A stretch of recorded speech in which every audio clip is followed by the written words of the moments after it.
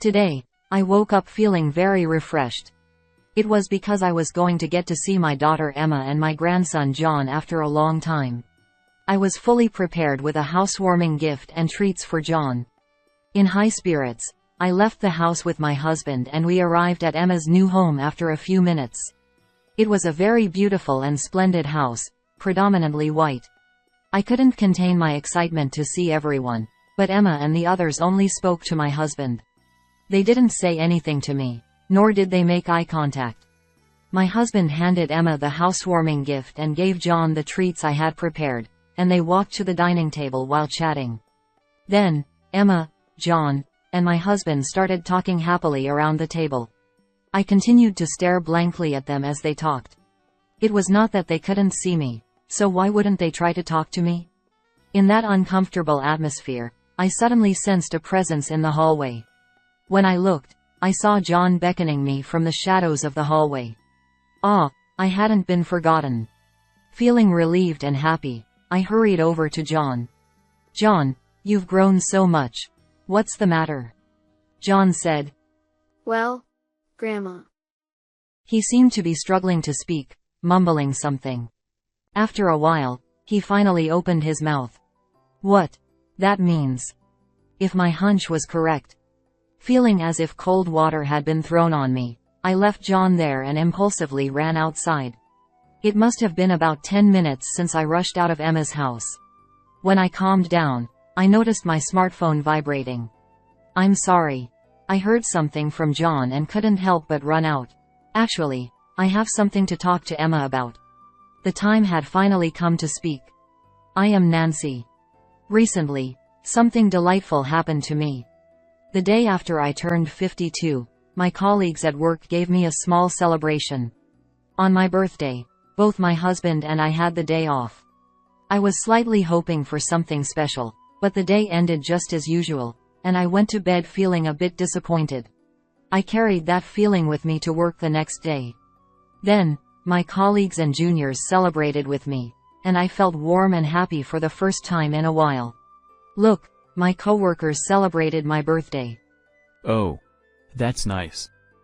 I reported it to my husband as soon as I got home as I was overwhelmed with joy, but his response was flat. I wondered if the special feeling of birthdays fades after being together for so many years. He used to be a bit more considerate. 30 years ago, my husband and I met through a mutual acquaintance. I was drawn to his subtle kindness and pleasant demeanor, and we started dating. Over time, we got married and had a daughter, reaching the peak of our happiness. At the beginning of our marriage, he was just as kind as when we were dating. However, one day, despite the birth of our daughter, he started coming home late and going out more often, claiming it was for work-related socializing. I wondered where he was and what he was doing under the guise of socializing. As I was frustrated by his frequent outings, I asked him, "You've been going out a lot lately. Where do you always go?" He quietly opened his mouth. Slot. I felt like sighing. It seemed he had gotten hooked on gambling, which started as a work-related activity. I understand it might be hard to stop suddenly, but could you try to reduce the number of times you go?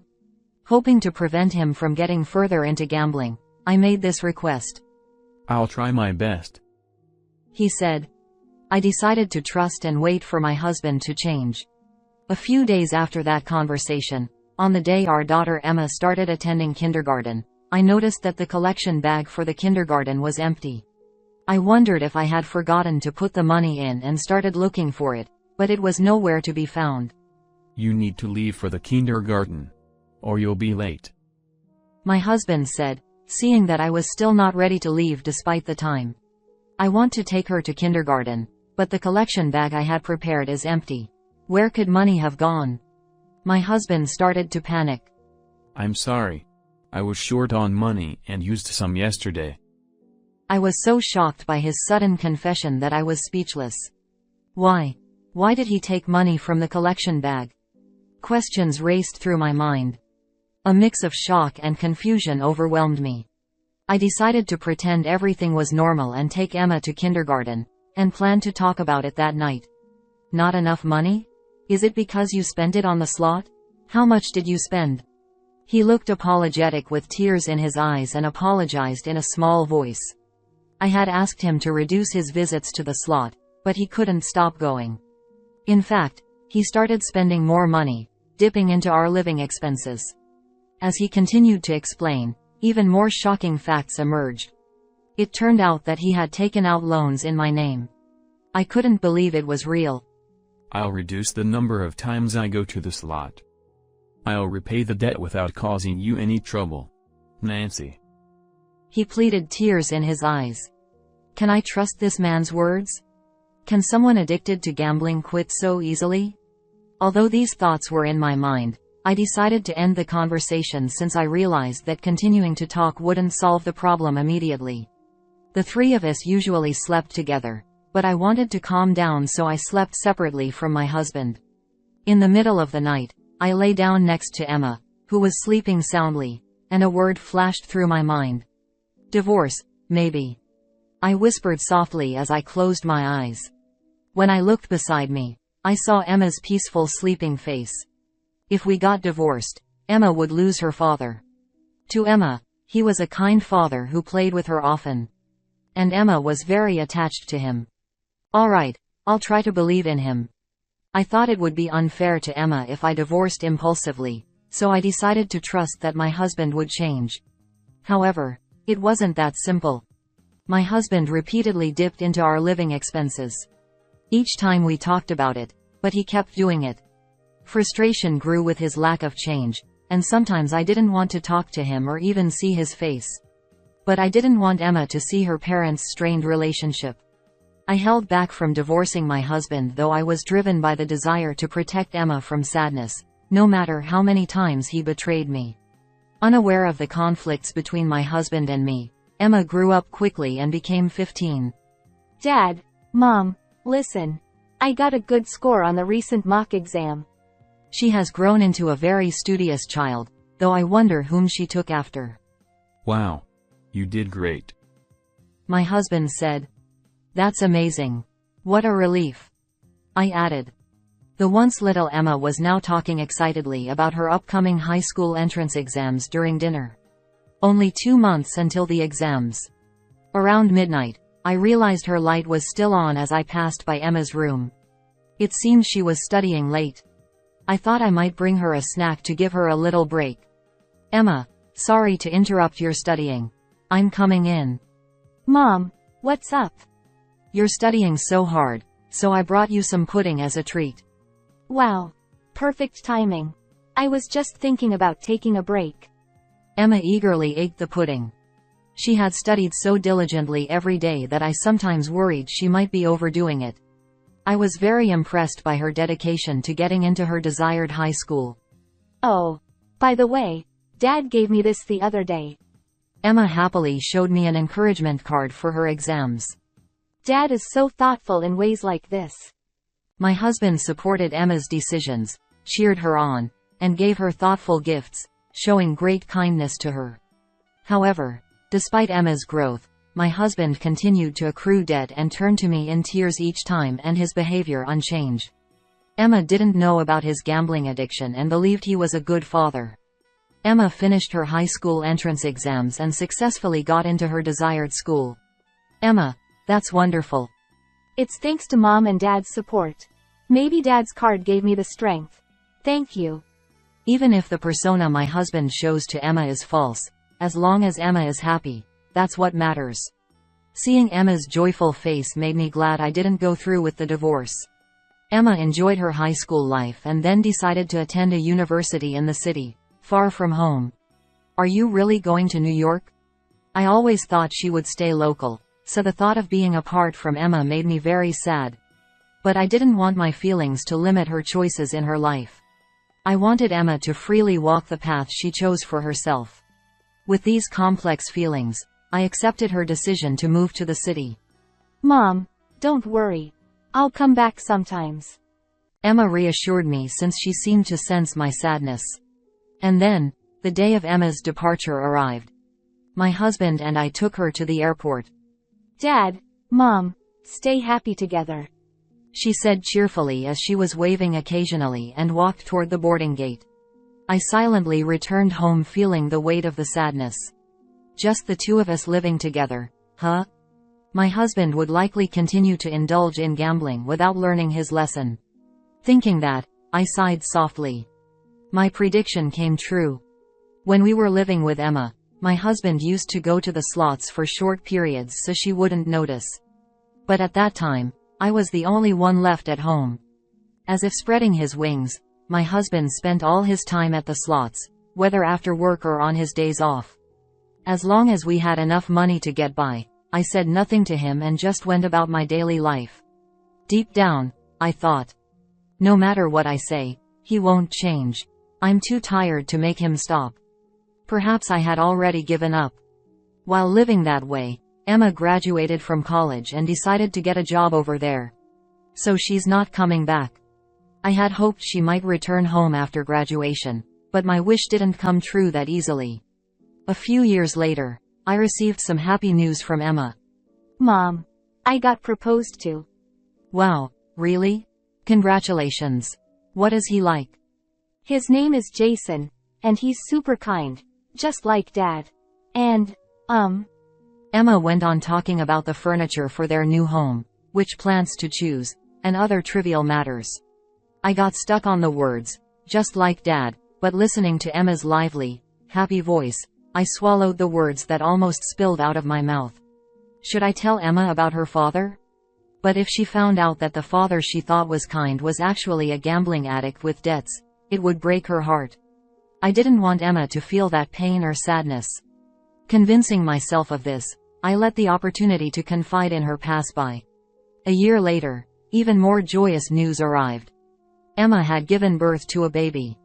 In the video, the baby looked so tiny and fragile, as if touching him might break him, yet he cried out with a strong voice. He was a cute baby. He was our first grandchild. I wanted to visit immediately, but the distance made it difficult. They named him John, and Emma sent photos and occasionally made video calls since she thought I couldn't go to see. With each contact from Emma, I could see John growing into a healthy, lively boy. When my husband was home during video calls with John, I'd call him to join us, and we'd look at John's photos together. Although my dissatisfaction with my husband persisted and our conversations were minimal since it became just the two of us, we could talk naturally like a normal couple when it came to John. John's presence was my solace. However, Emma's messages gradually became less frequent. She had likely returned to work, finding it challenging to balance her job and parenting. I remembered having such a period myself, when everything was busy and difficult no matter what I did. When she was juggling work and raising children, frequent messages can be overwhelming.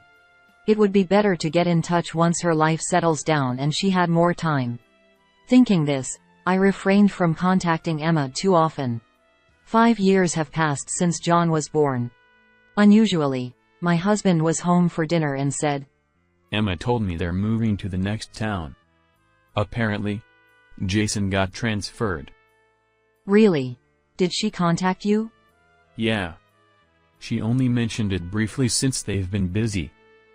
She could have told me something so important directly. Feeling a bit miffed that she hadn't contacted me, I was still thrilled that Emma would be moving nearby. I decided to get in touch with her over the weekend. I couldn't wait for the weekend to arrive. Thinking that, I somehow fell asleep pleasantly that night. When the weekend came, I opened my phone to contact Emma. Just as I was about to call, I thought it might be better to send a message first since I didn't know what she was up to. Hey Emma, how are you? Is Jason and John doing well too? Dad told me you're moving to the next town. Is it true? Let me know the details when you have time.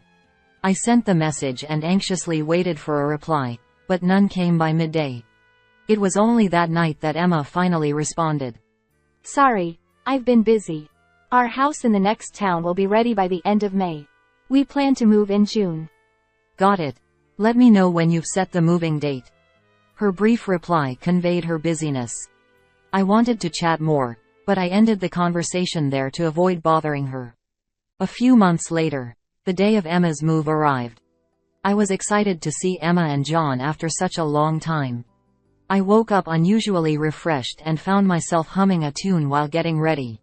I've got a housewarming gift and some treats for John. We're all set. Are you ready? My husband replied. Yes.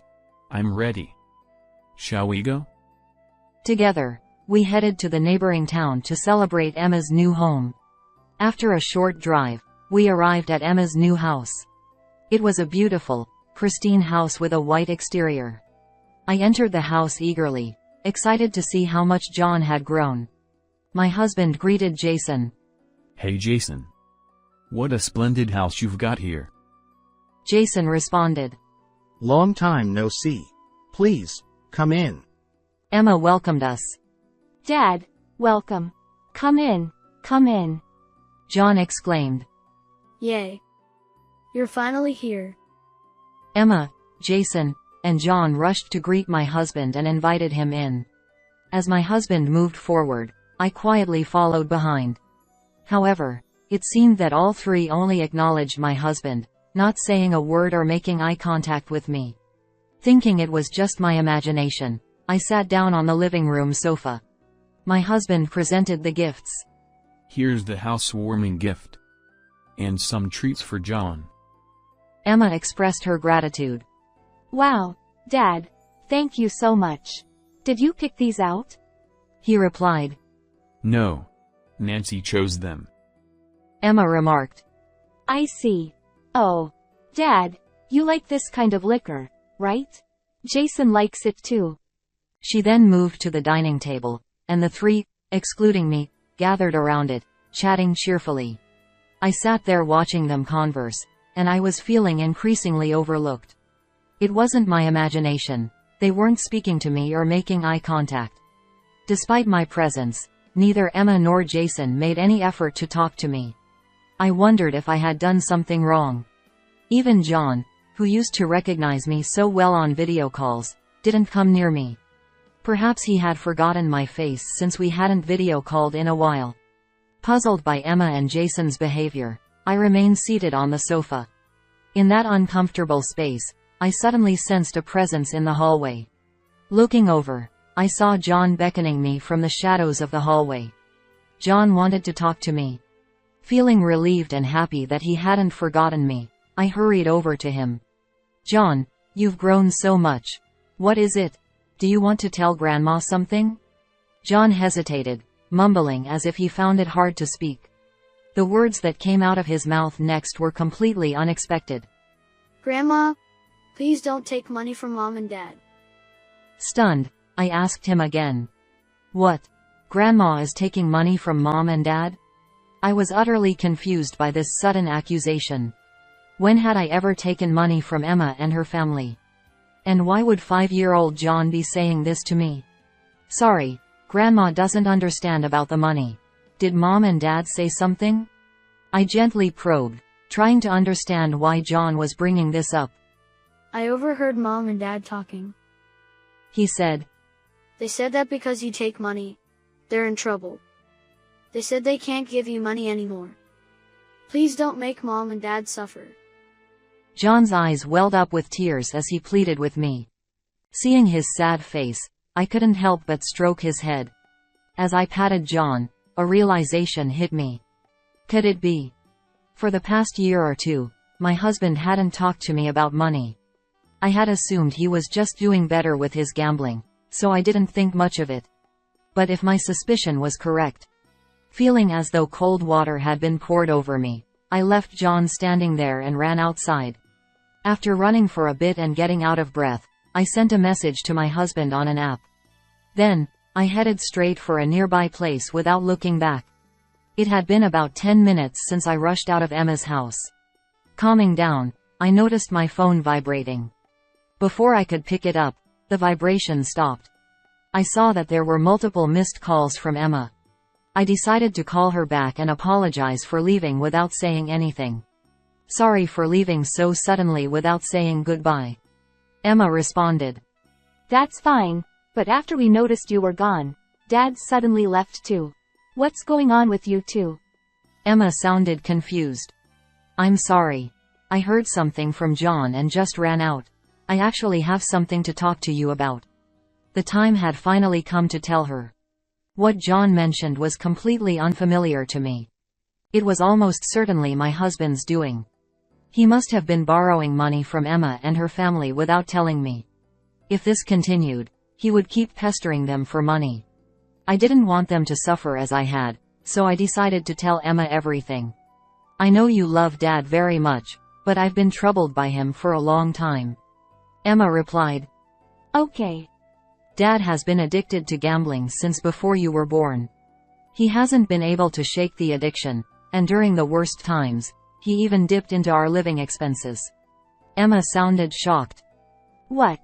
I didn't know that. I've had to take out a lot of loans in my name because of him. I'm still slowly paying them off, but Dad hasn't changed, and there's still a long way to go. Emma said. Wait a minute. That's not what I heard. Isn't it you who's in debt and struggling? Did Emma think I was the one with the debts? Emma said. About 2 years ago, Dad asked to borrow money.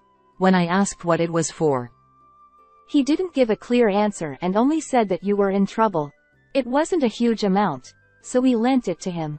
Over the past year, he's been contacting us a lot, and even though I asked to speak with you, he wouldn't let me. According to Emma, my husband had been contacting Emma and Jason, asking for money because I supposedly had debts and couldn't repay them. And this has happened more than once. Moreover, my husband had told them this to prevent them from contacting me directly. Mom has gone a bit crazy because of her debt. So don't contact her. If she gets worse, it'll be a problem. So it's best not to provoke her. Hearing this from Emma pushed me to my breaking point. How could he have the nerve to borrow money from our daughter's family? I'm really sorry that Dad has been causing you trouble, and I'm sorry for not telling you about him earlier. I deeply regretted not sharing my husband's behavior with Emma sooner. Because I kept silent, Emma and Jason had suffered so much. I couldn't stop thinking about the opportunities I missed to tell her and regretted them deeply. I kept it a secret because I knew how much you loved and looked up to Dad. I didn't want to take him away from you. I wanted him to be a good parent in your eyes and for us to seem like a happy family. Emma listened in silence as I spoke through tears. After a while, she spoke in a trembling voice. If you were struggling that much, I wish you had told me. Even as an adult, have I been that unreliable? No matter what, my feelings for you and Dad won't change, and we're family because we can talk about anything, right? Her words made my tears flow even more. Emma said. So, do you know why Dad left in such a hurry earlier? Right, I had completely forgotten about my husband. After hearing from John, I reached my breaking point and went to the city hall. I messaged Dad saying, I got the divorce papers. I can't take it anymore, I'm divorcing you. Emma replied. That's why he looked so panicked when he checked his phone. He was in such a rush that he left the door wide open. He didn't even get to drink his favorite liquor. Serves him right, though. She chuckled as she said this. Emma, I'm going to divorce Dad. Emma responded. I understand. Thank you for trying so hard all this time. Also, I'm sorry for believing what Dad said and treating you badly. Will you forgive me? Of course. It was quite a shock to be ignored, but I'm glad we're talking again. With this, Emma and I reconciled and were able to talk as we used to. It seems Emma shared the truth with Jason as well. Later, I received an apology call from him. Jason said, I apologize for my rude behavior the other day. Emma told me everything. Don't worry about it. I'm sorry for causing trouble with my husband. I'll make sure he repays the money. Jason continued. I have a friend who specializes in divorce mediation. Would you like me to introduce you? I was able to reconcile with Jason too, and he even offered to help with the divorce preparations. Since it was difficult to live in the same house as my husband until the divorce was finalized, I rented an apartment and lived alone to avoid seeing him. The preparations for my side of the divorce went smoothly, and all that was left was to file for mediation. The person Jason introduced was very skilled and recommended that I also claim alimony to make up for everything that had happened. Without hesitation, I proceeded to file for alimony. While receiving money wouldn't change the past, It would help lighten the burden. Hello, is that you? I'm ready for the divorce. How are things on your end? I'm really sorry for everything, Nancy. Can you reconsider? I promise I won't go to the slots anymore. And I'll properly repay Emma and Jason. Please, come back home. I've heard, I won't do it again so many times before. Can you understand the pain I've felt from believing your words and being betrayed over and over? Remembering the countless betrayals made my chest tighten with pain. Even after the divorce mediation started, my husband stubbornly resisted. But after multiple sessions, we finally finalized the divorce. We arranged for my husband to repay the debts in my name, freeing me from the burden of debt. The money borrowed from Emma and Jason was also legally arranged to be repaid by my husband. After the divorce, my husband continued living alone in our former house. However, gambling addiction is truly terrifying. Despite everything, my husband couldn't quit gambling. Unable to borrow money and with nowhere to turn, he eventually resorted to using his company's funds. Now, he seems to be living quietly in a town far from our hometown. He's working steadily to pay off alimony and the debt. One day, a while later, I visited Emma's house. As we chatted and had lunch together, the conversation suddenly shifted. Hey Mom, Jason and I have decided something.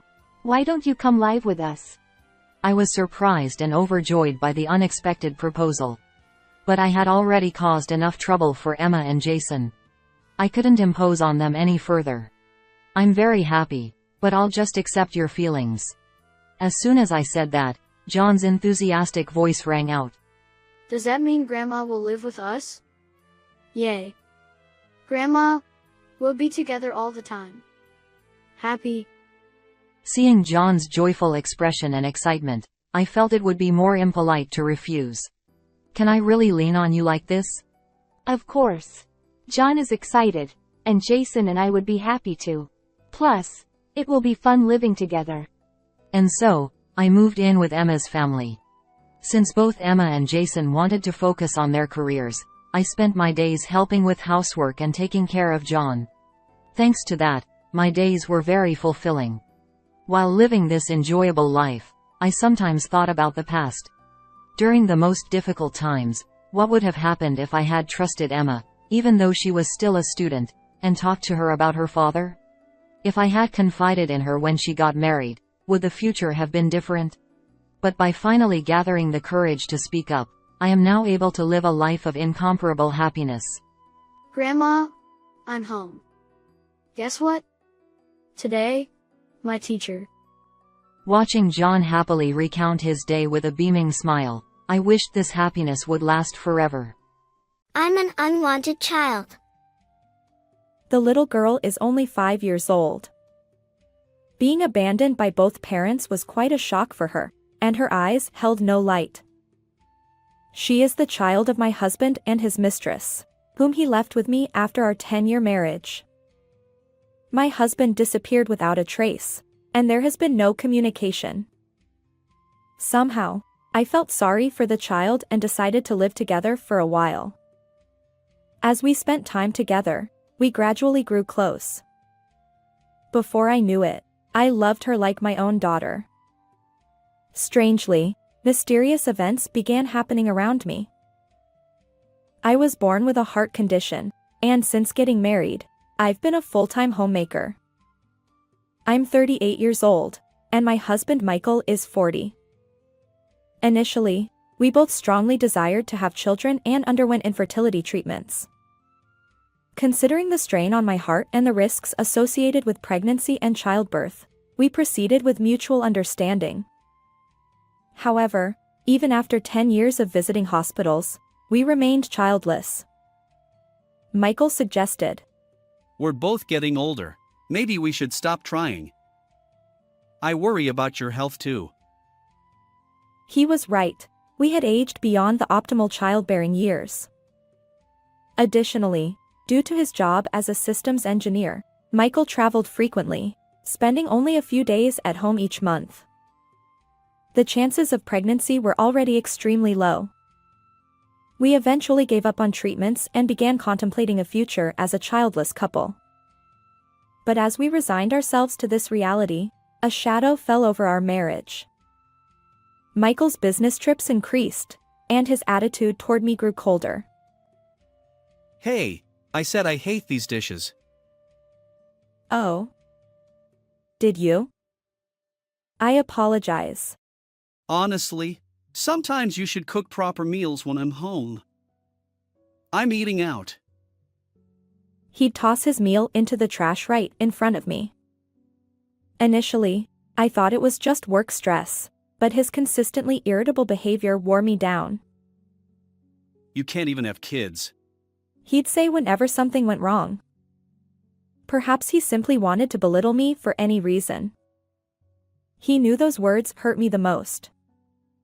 Eventually, I found myself relieved on the days when Michael didn't come home. One day, amidst those melancholic days, an event occurred that would dramatically alter my life. Who? I wondered as I returned from shopping, finding an unfamiliar girl waiting alone inside our home. I'm Emma. She introduced herself matter-of-factly, neither crying nor smiling, simply awaiting my next words. So, Emma. Why are you here? I asked, bewildered. In stark contrast to my confusion, Emma calmly replied. Dad told me to start living here today. Her unwavering composure somehow put me at ease. Who's Dad? Michael. Is it this person? Pointing to a photo of my husband and me displayed in our home, she confirmed his identity. Dad left a letter, Emma said, gesturing toward the table. I looked and found a note he'd left behind. It lacked any detailed explanation, containing only the words, "Please take care of her for a while." Utterly baffled, I tried contacting Michael, but he remained unreachable. Upon closer inspection, I noticed most of his belongings were gone from the house. I gradually began to understand the situation and, at the same time, turned pale. Do you know where Daddy went? I don't know. He disappeared with Mom. I'm an unwanted child. The mention of a mom caused me to collapse. He had an affair behind my back, and this child is the secret child of my husband and his mistress. In that moment of realization, everything went dark. How old are you? I'm 5 years old. Hearing her words, a mix of embarrassment and laughter welled up within me. If Emma is 5, then Michael must have been having an affair for at least 5 years. How could I have been so oblivious for such a long time? Perhaps his recent change in attitude, like suggesting we stop infertility treatments after 10 years, wasn't about concern for my health but rather his growing aversion to our relationship. Are you okay? Seeing me fall silent, Emma seemed worried and spoke up. I'm sorry. It's okay. My name is Olivia. Nice to meet you. I couldn't keep lamenting in front of a 5-year-old, so I made an effort to act cheerfully. As I looked at her, I noticed that Emma didn't have any belongings with her. The only clue to her identity was a photo of her and her mother tucked into her pocket.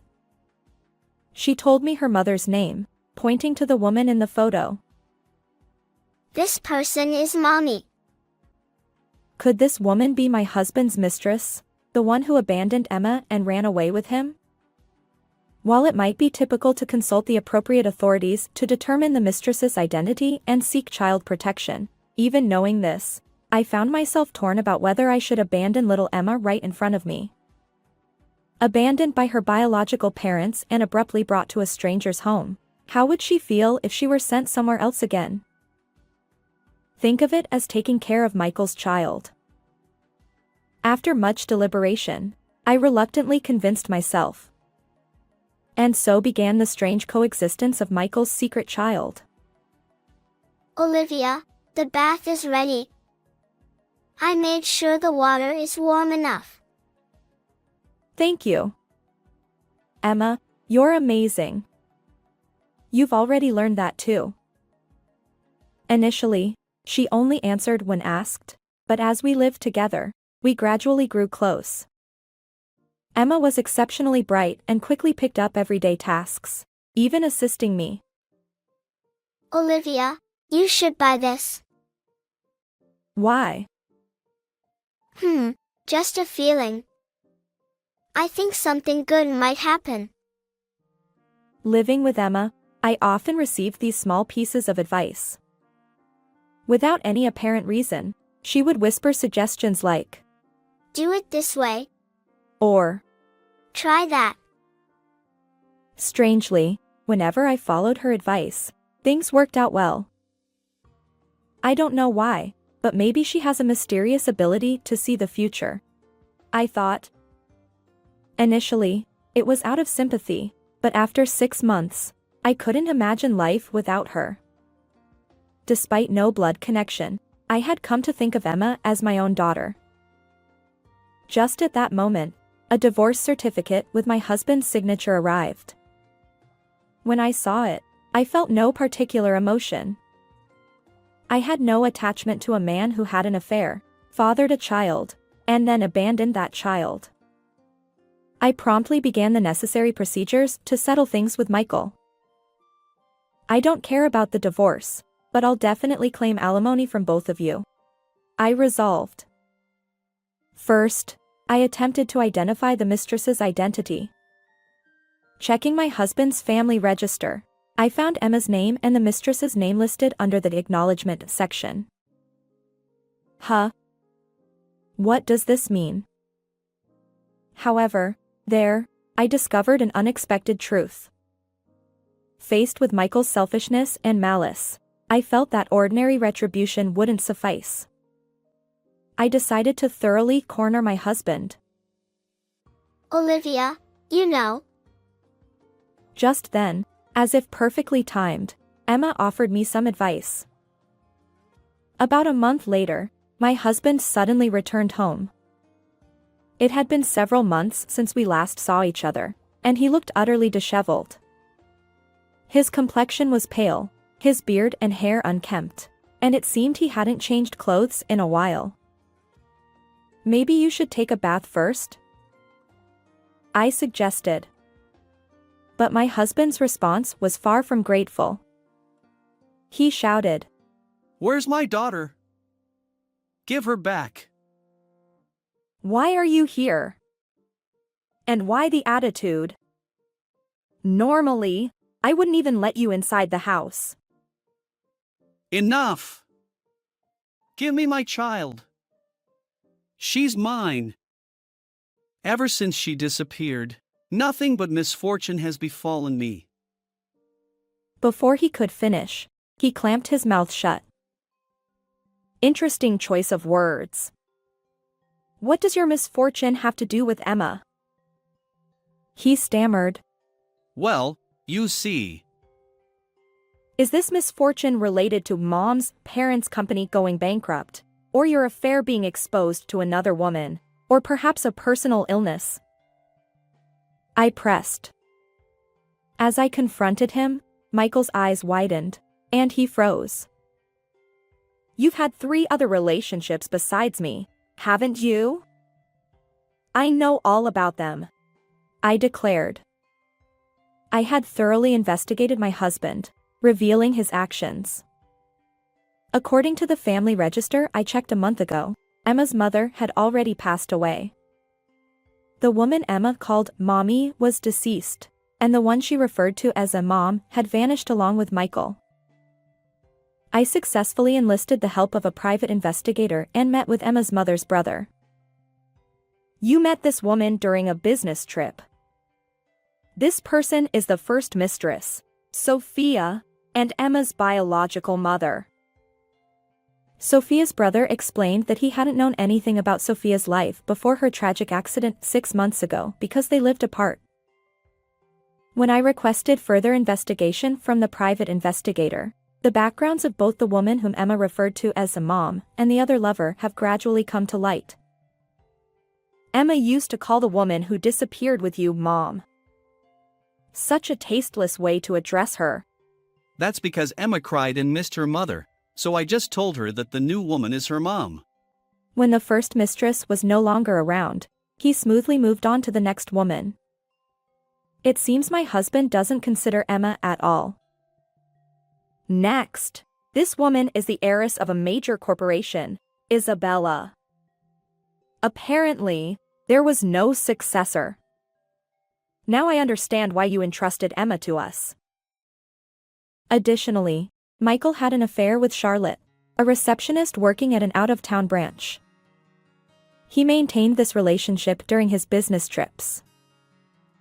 We'll discuss this later. Just give me back my daughter.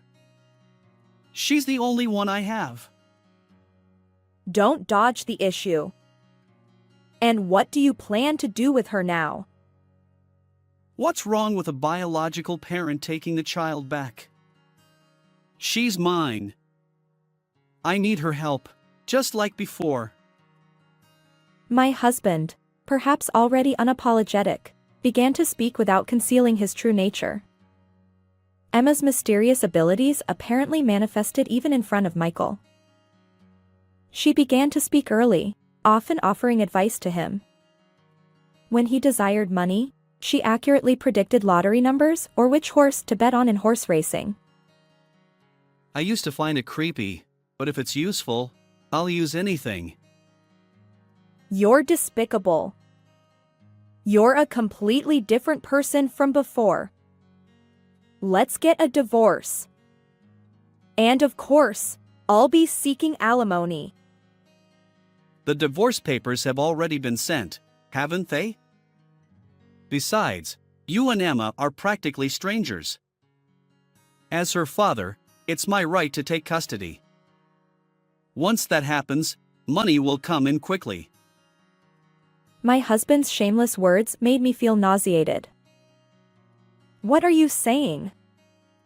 We're definitely going to fight for custody. You and Emma have no real connection. No, Emma is my adopted child. So I have the right to fight. My statement seemed to genuinely surprise Michael, and his eyes widened. Despite being the one who initiated this situation, had he truly forgotten? Weren't you the one who agreed to Emma's adoption by me? You even signed the paperwork. Since leaving Emma in my care, it appeared that Michael had been progressing with formal engagement to his second mistress, Isabella.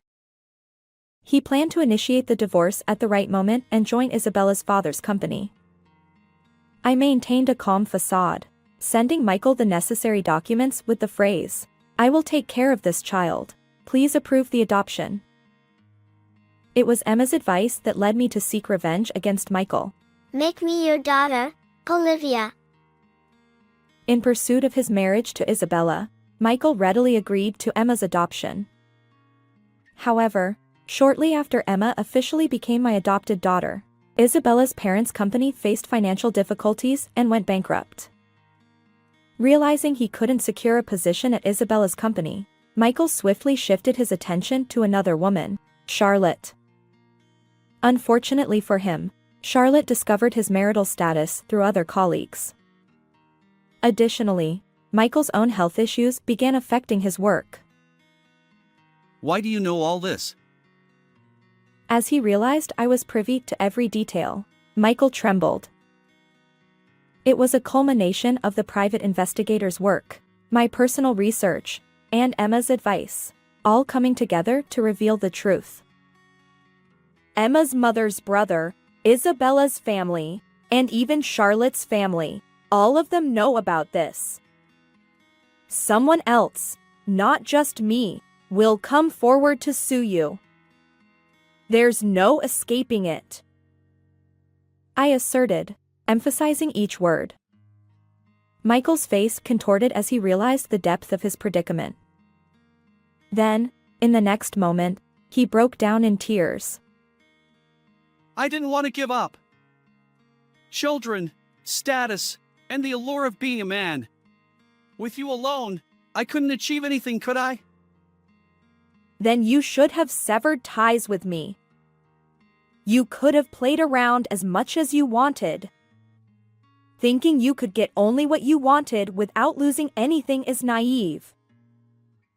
Finally, he apologized. But in that vulnerable moment, he revealed a disturbing, half-mad laughter. So, let's raise my daughter together. As he uttered those unthinkable words, goosebumps crawled across my skin. What are you saying? Well, you're a stay-at-home wife, right? You have health issues, and raising a child will cost more and more. You can't do it alone. No. I'm already working, earning enough to comfortably support both myself and my child. You may not know, but I've been studying web design, video editing, and programming. I've built a stable income even before Emma arrived. Fine, I'll leave this house. After all, it's in your name. My husband remained silent, merely moving his lips without responding. I informed him. I'll handle the legal matters through a lawyer. I began packing my belongings. But he pleaded. Wait! Let me see Emma! While Michael kept repeating the same thing like a broken record. Unfortunately for him, Emma wasn't here that day. Besides, I had no obligation to fulfill his wishes. The subsequent divorce proceedings were surprisingly uneventful. All communication went through our lawyers, and the divorce was finalized smoothly. We settled on alimony and child support arrangements. Despite my initial apprehension, Michael seemed too preoccupied to contest anything. As for his second and third mistresses, they apparently didn't know about his marital status, and he is facing legal consequences for fraudulent relationships with each of them. Rumors spread like wildfire at his workplace. Unable to quit due to the need to pay alimony, and with deteriorating health, it truly feels like hell. I moved to a distant town with Emma, my newfound daughter, and started a new life. Her mysterious abilities remain intact. Whenever I'm troubled, she subtly comes to my aid. I look forward to continuing our happy life together. How did you find this story? Don't forget to subscribe to the channel. Until next time in the next video.